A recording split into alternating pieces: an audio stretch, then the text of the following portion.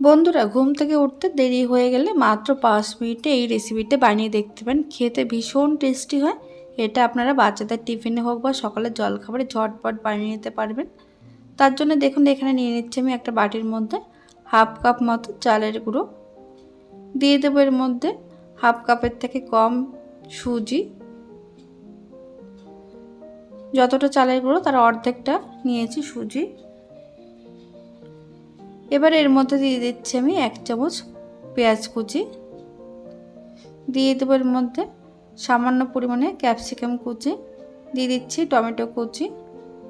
ঝালের জন্য দিয়ে দেবো একটা কাঁচা লঙ্কা কুচি। এবার এগুলো মিশিয়ে নিতে হবে শুকনো অবস্থায়।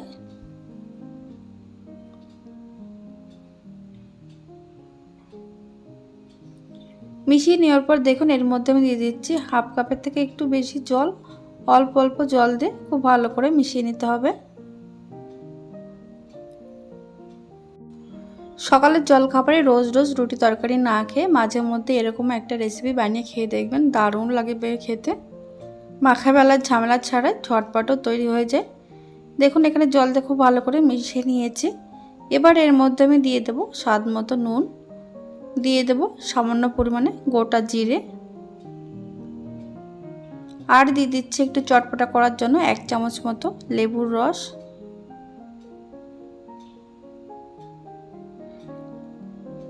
এবার চামচ দিয়ে খুব ভালো করে মিশিয়ে নিতে হবে।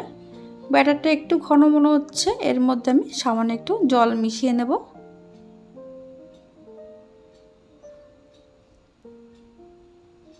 দেখুন এর মধ্যে আমি 1 থেকে 2 টেবিল চামচ মতো জল মিশিয়ে নিচ্ছি।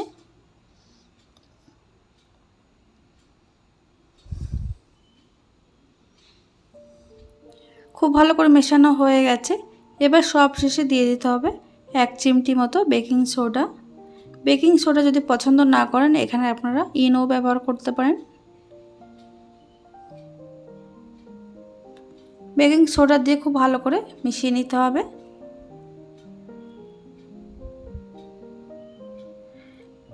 এটা রেস্টে রাখার দরকার নেই, এটা কিন্তু সঙ্গে সঙ্গে বানিয়ে নেওয়া যায়।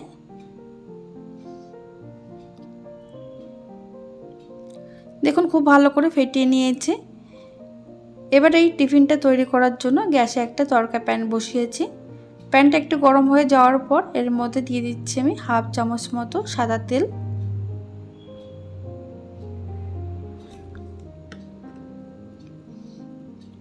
গ্যাসের আঁচ স্লোতে রেখে তেলটা যখন ভালোভাবে গরম হয়ে যাবে একদম লো আঁচ করে দিয়েছি আমি। এবার এর মধ্যে দিয়ে দিচ্ছি 2 হাতা ব্যাটার। এবার ঢাকা দিয়ে গ্যাসের আঁচ লোতে রেখে 1 থেকে 1.5 মিনিট আমি এইভাবে রেখে দেব। দেখুন 1.5 মিনিট পর ঢাকনাটা খুলে নিয়েছি। এবার এটাকে সাবধানে উল্টে দিতে হবে।